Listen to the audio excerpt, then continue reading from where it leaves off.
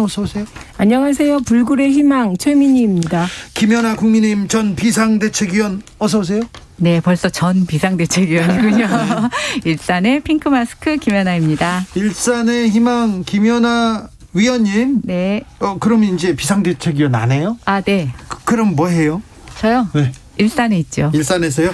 네. 자, 국민의힘 이준석 지금 어떻게 잘 가고 있습니까? 아, 비상대책위원은 그만두고 사실 뉴스 안 보는 게 하나의 목표여서 네. 좀 안 보고 싶어서. 직업을 잘못 선택했어요. 예, 근데 네. 이제 오늘 방송이 있으니까 조금 아침에 보고 왔는데요. 네. 글쎄요, 뭐 아직까지는 그냥 네. 순탄하게 출항한 것 같습니다. 쇼타임입니다. 네, 그리고 또 뭐 좀 여태까지 그 모호한 입장들을 내보내는 게 정치권의 약간 언어 같았는데 네. 솔직 담백하고 직설적으로 얘기를 하고 또 뭐 정치에서 빼놓을 수 없는 게 사진 정치. 네. 제가 이제 인스타 정치라고 얘기하는데 그 사진을 뽑아내는 주요 장면도 나쁘지는 않아서 뭐 저는 지금까지는 첫날부터 삐걱거리면 안 되겠죠. 어제부터 이틀째니까요. 네. 아직까지는 순항하고 있다라는 생각을 해봅니다. 최민희 의원님. 네, 지금은 허니문 기간이잖아요. 그렇죠. 여야도 허니문 기간이고. 아니 허니문인데 너무 많이 나오는 거 아닙니까? 일면 탑에. 아니, 그러니까 언론은 워낙 제가 보기엔 거의 짝사랑 수준인 네. 것 같고. 네. 그러니까 이 기간은 일단 이준석 대표의 파격 행보 하나하나가 언론의 주목을 받을 것 같고. 예. 그런데 한 가지는 좀 이상한 것 같은 게 조금 균형을 언론이 취해줬으면 좋겠다 싶은 게 예. 대통령의 G7 순방보다 네. 이준석 대표의 백팩이 더 많이 나오는 건 조금 언론이 균형 감각을 잃은 게 아닌가 싶습니다. 오늘 한겨레 신문에 일면 탑 기사도 이준석이었어요. 솔직히 말씀드리자면 저는 대통령 G7 회의 가신 거 이거 질문지 보고 찾아봤어요. 아 정말요? 네, 그렇게 가 계셨나? 아니 가 계셨나? 가 계신다고는 간다고는 들은 것 같은데. G7 끝났어요. 그러니까요. 저 이거 보고 알았어요. 아니 그러니까 보도나 포털 사이트에서 찾아보기가 힘들더라고요. 이게 과거에 박근혜 전 대통령 순방 가면 네. 그 옷 색깔 하나 네. 그리고 뭐 머리에 이렇게 햇볕은 쨍쨍. 네, 그런 거 하나까지도 다 탑뉴스로 보도한 데 비하면 이번 G7은 성과도 많았는데 국민적 자부심을 느끼는 회의였는데 약간의 좀 더 큰 균형 감각이 언론에 필요하다 이런 느낌은 있습니다. 뭐 균형 감각일 수도 있지만 네. 저는 이제 언론이 이준석 현상, 이준석 대표에게 이렇게 관심을 쏟는 이유 중에 하나가 아까도 제가 이제 말씀드렸지만 너무 이 식상한 정치 문화에 대한 일종의 혐오 내지는 네. 뭐 지루함 이런 것들이 국민 마음속에 있는 것 같고요. 언론이라는 게 뭐 사람들이 클릭하기 좋은 기사들을 막 경쟁적으로 쏟아내놓고 있잖아요. 네. 그래서 약간 그런 변화도 있는 것 같아요. 일단 네. 기본적으로 이준석은 찍으면 기사가 됩니다. 4489님도 이준석 대표 따릉이 2분 탔습니다. 거기서 5번 출구에서 역에서 5분 출구에서 나와서 바로 국회의사당입니다. 이렇게 누가 제보를 하셨는데 지하철 행보, 당대표 따릉이 이거 파격적이긴 하죠. 파격적인데 그거 말고도 더 파격적인 행동을 많이 앞으로도 하실 것 같아요. 그런데 네. 파격에만 초점을 맞추는 건 일주일 정도가 아닐까. 그 이후로는 이제 내용을 채워나가는 거고 김연아 전 의원님께서 말씀하신 바로 그 점 클릭수를 높이기 위한 말하자면 대중 추수적인 그런 보도 행태, 선정적인 보도 행태가 우리 언론의 고질적인 문제로 지적되어 오고 있는 것이죠. 송영길 대표가 지금 이제 민생 챙겨야 된다 하면서 이준석 대표한테 이 여야정 상설 협의체 빨리 가동해가지고 부동산 문제 잡자 이렇게 얘기했습니다. 이 부분은 뭐 잘 될 것 같습니까?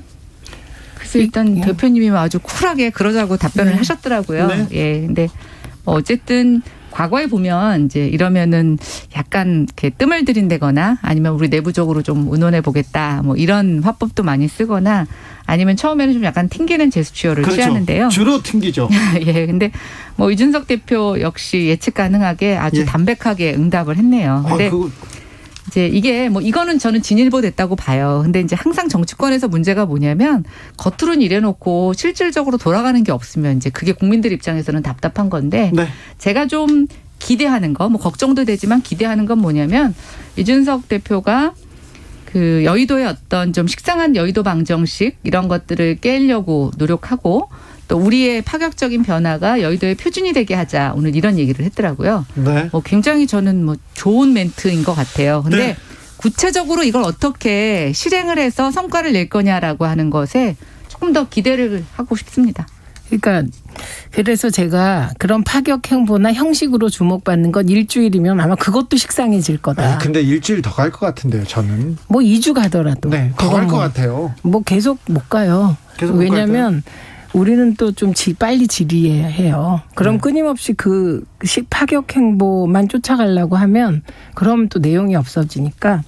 그러니까 저는 이준석 대표가 한 가장 잘한 일은 탄핵의 강을 건넜다는 거예요. 굉장한 이건 저는 어마어마한 업적이에요. 거고. 네, 이거는 유승민 전 대표가 하려다가 실패한 거거든요. 근데 유승민계 이준석 대표가 해냈기 때문에 저는 이건 단지 국민의힘의 아킬레스건을 제거했다가 아니라 국회와 정치계의 묵은 숙제를 해결했기 때문에 이제는 말하자면 탄핵이라는 단어의 복잡함에서 여야가 다 벗어났다. 그리고 벗어나야 한다. 그래서 새로운 경쟁을 시작해야 한다고 생각하고.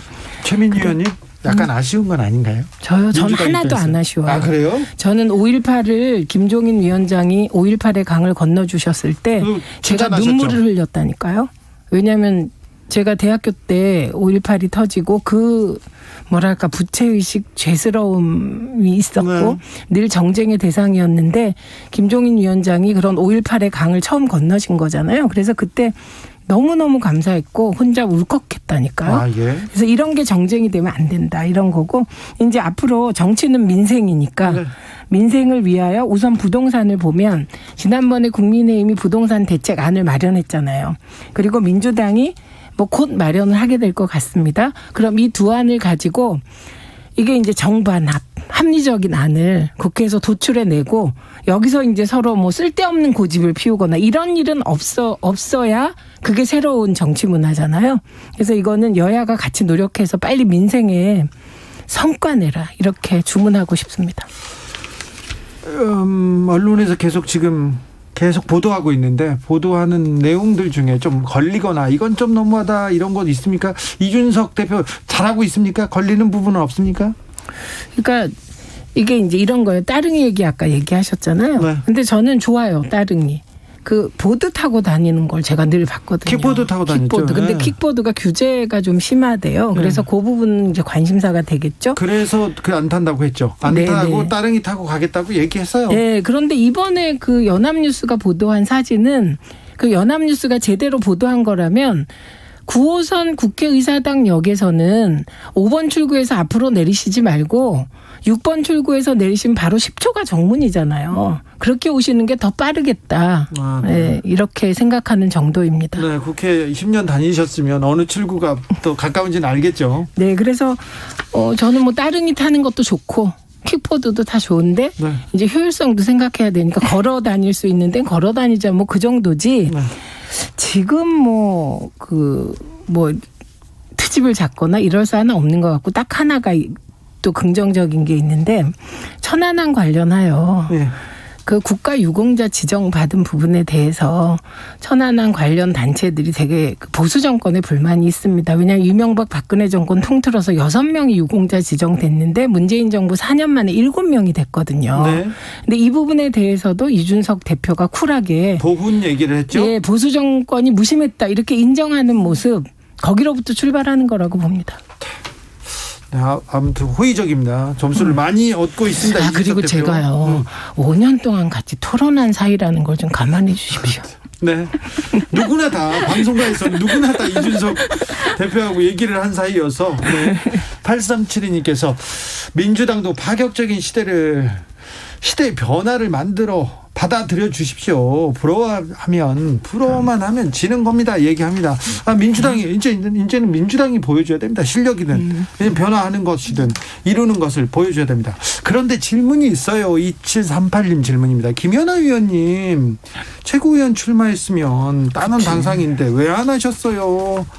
비대위원이라 못하신 거죠? 아니요, 그런 건 아니고요. 예. 아니 그래도 하셨어야죠. 그치. 최고위원 몇몇 이렇게 생각하면 좀 걱정이 앞선다는 분들도 좀 있거든요. 너무 강성이고 너무 하나같이 개성이 강해서 이걸 누가 어떻게 아우르지 이런 생각 하시는 분도 있거든요. 네, 어쨌든 그렇게 높이 평가해 주셔서 감사하고요. 1년 동안 충분히 의미 있었고 또 충분히 성과를 거두었다고 생각을 해서 저한테는 의미 있는 시간이었고요. 뭐든지 박수 칠 때 떠나라는 말이 있는 것처럼 이제 저한테 정치의 시간은 국회가 아니라 국회 밖에서 시작돼야 된다고 생각합니다. 근데 최고위원들은 이렇게 지금 융합 이렇게 조정 이쪽에서는 조금 걱정되진 않습니까? 근데 이제 저는 뭐 우려하시는 분들도 계시는데 좀 있잖아요. 예. 예, 근데 이제 의외로 지금 여론 분위기가 좋잖아요. 예?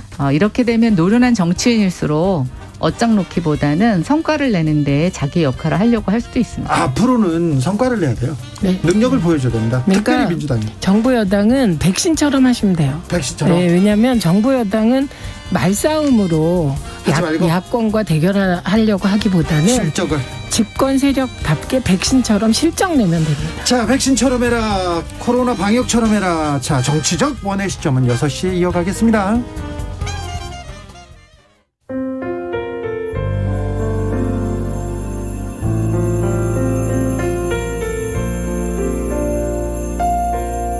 KBS 라디오 연중기획 희망충전 대한민국 434번째 이야기.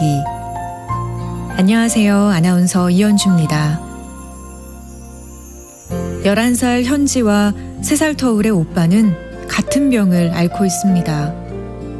선천적으로 통증을 느낄 수 없고 땀도 나지 않는 희귀병. 게다가 경계성 지능장애와 근육이 위축되는 신경장애까지 겹치면서 몸을 제대로 가눌 수조차 없습니다. 이렇게 아이들 걱정만으로도 벅찬 요즘 엄마의 한숨은 또 늘었습니다. 매일 고속도로를 타고 식품 배달을 하는 남편의 백내장이 심해지면서 실명 위기가 찾아왔기 때문입니다. 가족들의 생계와 아이들의 치료비, 이 막막한 현실을 아슬아슬하게 버티고 있는 현진의 가족들에게 여러분이 힘이 되어주세요. 코로나19 여파로 사례자와 취재팀의 안전을 위해 사연으로 대신 전달합니다. 여러분의 따뜻한 손길이 희망의 빛이 됩니다. ARS 060-700-1580 060-700-1580 한 통화 3,000원으로 희망을 선물해 주세요. KBS 라디오 연중기획 희망충전 대한민국은 초록우산 어린이재단, 인탑스 주식회사, 그리고 청취자 여러분과 함께합니다. ARS 060-700-1580 한 통화 3,000원입니다.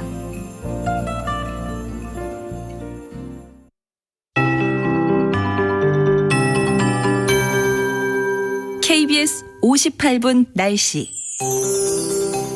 내일은 오늘보다 3, 4도가량 기온이 떨어지겠습니다. 흐린 가운데 비 소식이 들어있고요. 이번 주 중에는 비가 내렸다 그쳤다 반복되는 곳이 많겠습니다. 우선 내일은 흐린 가운데 내일 새벽부터 아침 사이에 동해안 쪽으로 빗방울 먼저 떨어지겠고요. 수도권은 새벽부터 낮 사이 비 예보가 있습니다. 그 밖의 지역은 비가 내렸다 그쳤다 하면서 비가 내려 밤에 서쪽 지방부터 차츰 그쳐 대부분 그치겠고요. 모레까지도 동쪽 지역과 제주 중심으로는 비가 조금 더 이어집니다. 목요일 글피에도 전국 곳곳에 늦은 오후부터 밤사이 비 예보 있고요. 금요일도 전국에 비가 지나겠습니다. 우선 제주도는 내일과 모레 이틀간 30에서 최고 제주 산지 많은 곳 100mm 이상의 많은 비 예보가 있고요. 비가 제주 쪽으로 좀 집중이 되겠습니다. 전남 남해안도 20에서 60mm, 그 밖의 지역 5에서 40mm인데요. 서울과 경기 동부나 충청, 경북 일부는 5mm 내외로 양이 줄어드는 지역입니다.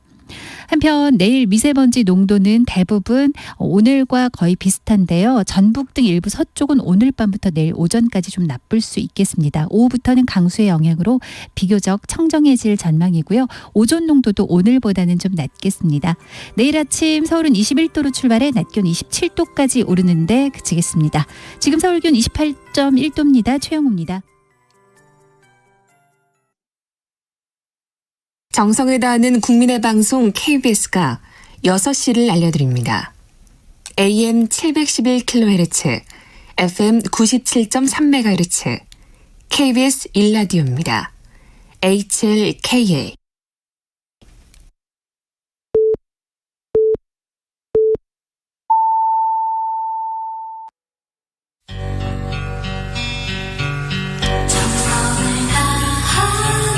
정성을 다하는 국민의 방송 KBS 주진우 라이브. 그냥 그렇다고요. 주진우 라이브 함께하고 계십니다. 라디오 정보센터 다녀오겠습니다. 정한나 씨.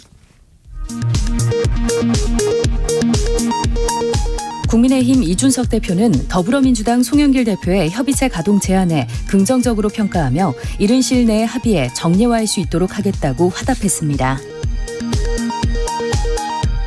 코로나19 예방접종 대응 추진단에 따르면 국내에서 코로나19 백신 접종이 시작된 이후 정해진 제품, 용법, 용량을 지키지 않은 오접종 사례가 105건 발생한 것으로 확인됐습니다.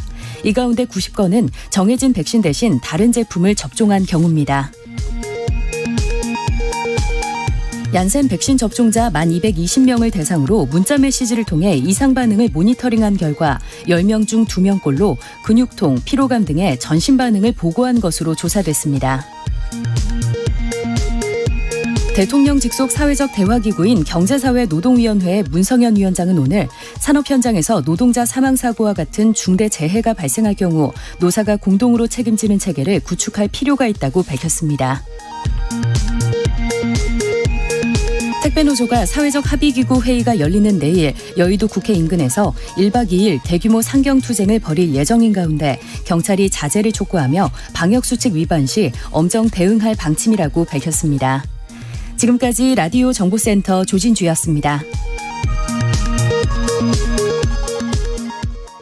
정치적 원의 시점 이어가겠습니다.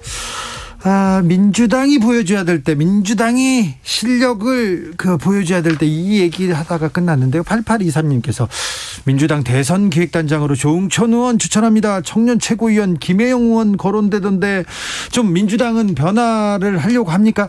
그런데 여기서 하나 짚고 넘어가야 되는데 선거에서 진 당은 민주당이죠.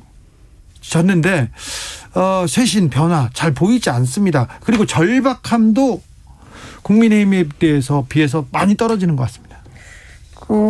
국민의힘이 그런 건 당연하죠. 두 전직 대통령께서 감옥에 계시니까 그 절박함은 이루 말할 수 없다고 생각하고, 그리고 지지자들의 변화가 저는 가장 중요하게. 지지자들의 변화? 예, 그래서 요즘 태극기 우는 공방이 없어졌잖아요. 태극기 부대도 사라지고요. 군복 입은 할아버지들도 사라졌어요. 사라졌어요. 네, 그래서 이 부분은 결국은 지지자들의 변화가 국민의힘의 변화를 추동하고 있다고 보는 게 맞을 것 같고, 예.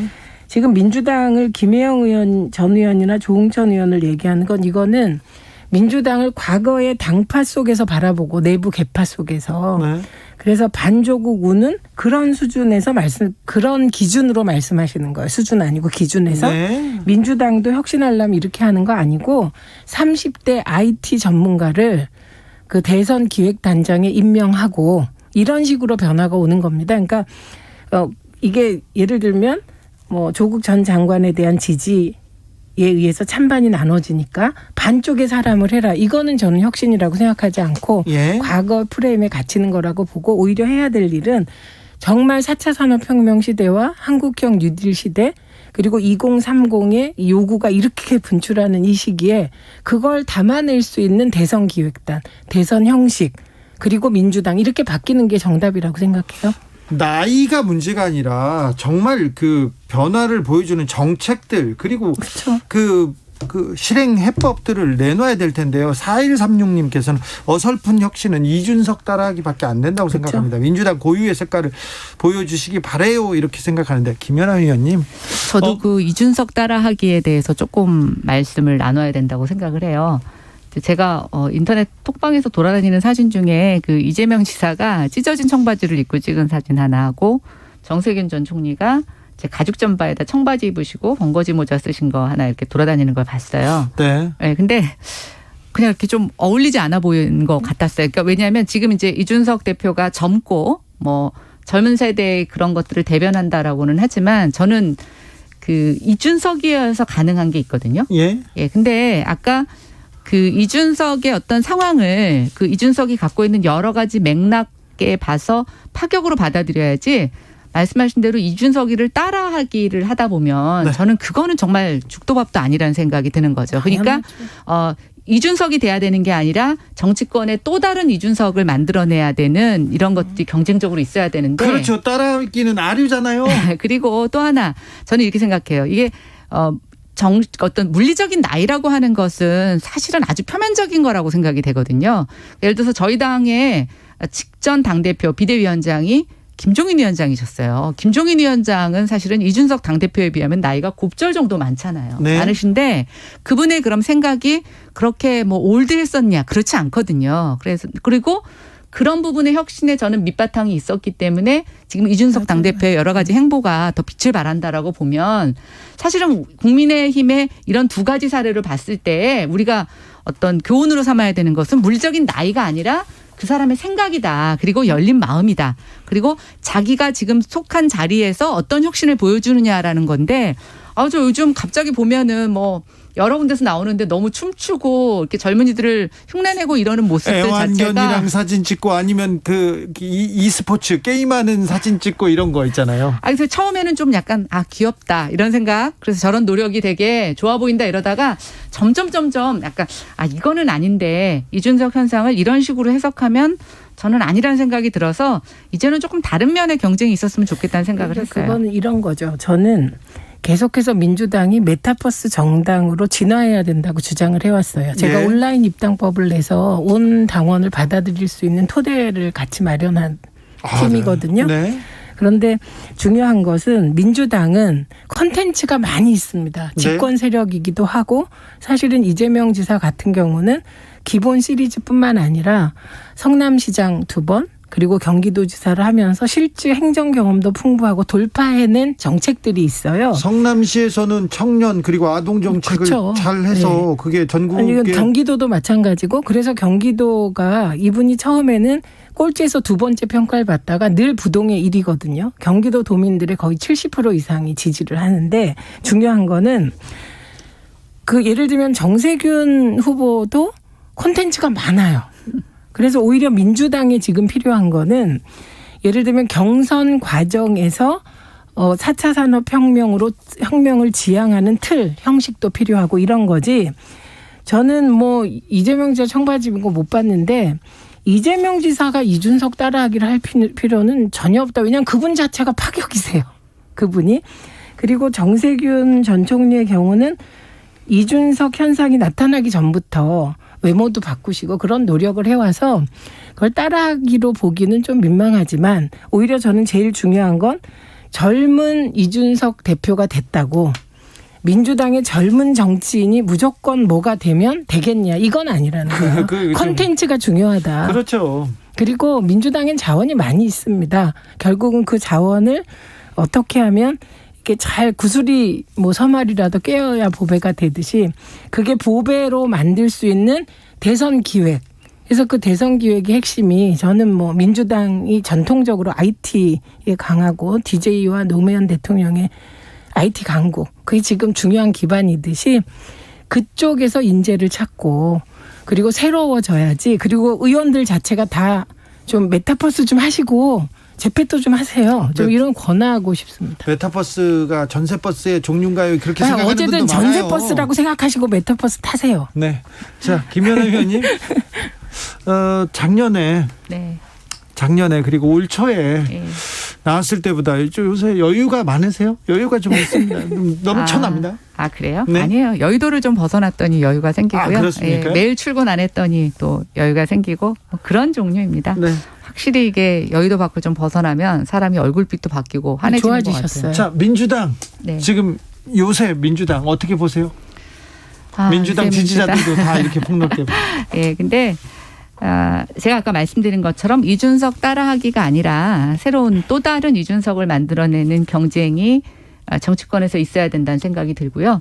제가 이제 이번에 이준석 대표가 그 원내 전당대회를 치르는 과정에서 하나 분명히 확인된 건 뭐냐면 기존의 여의도 선거 공식이 깨졌어요. 예. 예, 아마 최 의원님도 해보셨지만 우리 다 해봤지만 와보면은 여기 선거 공식이 있어요. 어떻게 하면 이기는지 문자 많이 보내고 전화 한 번이라도 더 돌리고 가서 악수하고 뭐 이런 것들이 굉장히 전통적인 어떤 여기의 방식이었는데 제가 집에서 이번에 그 선거 공보물이 왔는데 정말 놀란 게 뭐냐면 이준석 후보가 사진을 안 싣고요.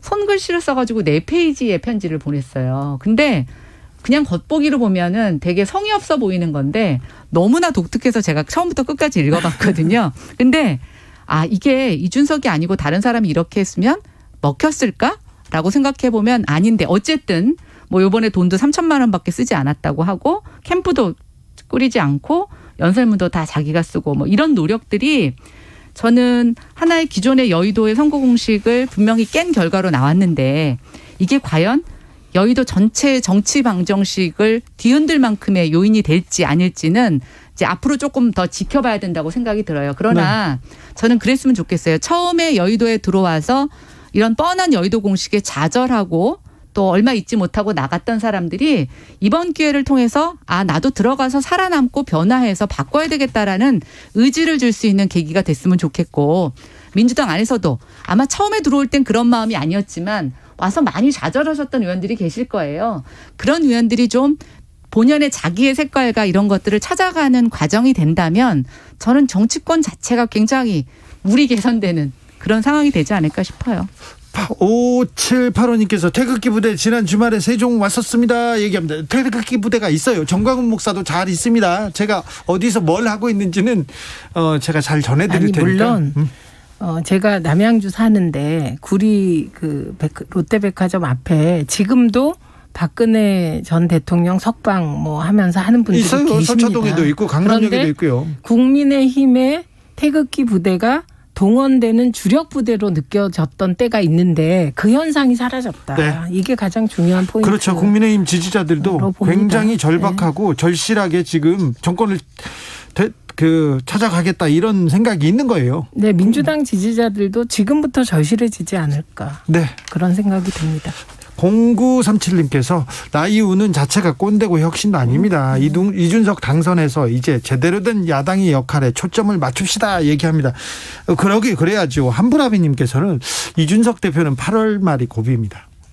과연 국민의힘 대권 후보들 파워게임에서 버틸 수 있을까요? 얘기합니다. 일단 홍준표 의원이 들어올 것 같습니다. 그리고 윤 총장하고 관계는 어떻게 될까요? 일단 홍준표 의원 들어오는 데는 무리가 없겠죠? 네, 일단 뭐 이준석 대표가 뭐 통 크게 얘기를 하고 있고 사실은 좀 말씀드리자면 선거운동도 같이 했잖아요. 김기현 원내대표 비상대책위원 대행하실 때 내부적으로 얘기가 있었어요. 그래서 크게 걸림돌이 없는 것처럼 진행이 되던 상황이었는데 이제 이게 전당대회 막 선거 모드로 가면서 굳이 저희가 이거를 먼저 올릴 필요성이 없다고 생각해서 안 올린 거라서 저는 뭐 그거는 문제가 안 될 것 같아요. 그렇죠. 오히려 더 문제는 저는 지금 국민의힘 부동산 관련하여 권익위 전수조사 받기로 했어요. 네. 근데 중요한 건 권익위 전수조사를 받으려면 개인정보 동의서를 내야 돼요. 동의서 다 내지 않았습니까 지금? 그게 아직 처리가 안 돼 있다고 오늘 아침에 이제 아직도 안 됐어요? 최고위에서 그게 당 차원에서 받았다는 거잖아요. 그게 권익위에서 받아야 된대요. 네. 아니 뭐 당 차원에서 냈는데 그거 뭐 거기다 다시 내는 그런데 거가 중요한 거는 그게 이제 전현희 위원장이 뭐 직무회피 문제로 그게 같이 늦어지고 있는 느낌이라 저는 이런 문제는 그 여당 추천위원이 또 있어요. 전현희 위원장 말고. 네. 민주당 할 때 야당 추천위원이 들어갔거든요.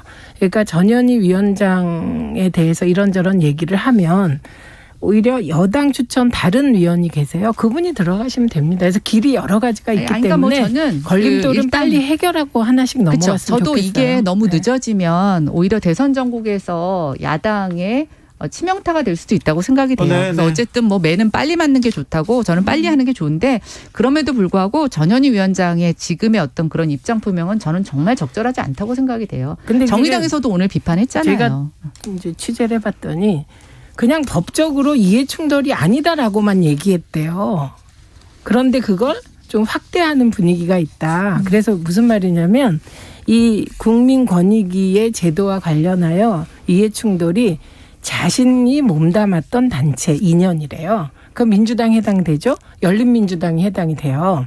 그런데 야4당, 야5당이 국민권익위에 이제 조사받겠다고 했을 때 전현희 위원장이 그냥 일괄 회피했거든요. 그러니까 국민의힘도 회피하지 않을까 생각합니다. 그러니까 그렇게 네. 쌈박하게 얘기하시면 될 걸 그런 모호한 입장 표명을 하시니까. 아니 그냥 법적으로는 아니, 이해 그러니까 제가 충돌이 아까 말씀드렸잖아요. 아니다. 이준석 시대에는 그런 모호한 입장 표명 아니면 아주 원리 원칙적으로 건조한 법조인 표현에 대해서 국민들이 식상해한다니까요. 아니, 근데 오히려 김연아 담백하게 의원님, 얘기하시죠. 근데 법- 지금 이준석 시대입니까? 그렇게 됐어요? 아니요, 저는 대통령 분명히 아니요, 아니잖아요. 저는 대통령의 문제가 아니고요. 저는 이렇게 이준석 생각해요. 시대라고까지. 이준석 저는 그 대표가 이번에 대표가 되지 않았더라도 저는 이준석 대표가 당대표에 도전하는 이것과 이전과 이후는 분명히 한국 정치는 달라질 거라고 생각했어요. 그리고 그분의 영향력이 뭐 몇 개월 안에 소멸되든 어쨌든 간에 저는 이제 거스를 수 없는 거라고 봐요. 아니 뭐 왔다 갔다 하면서 바뀌겠죠. 역사가 나선형으로 발전하니까. 근데 중요한 건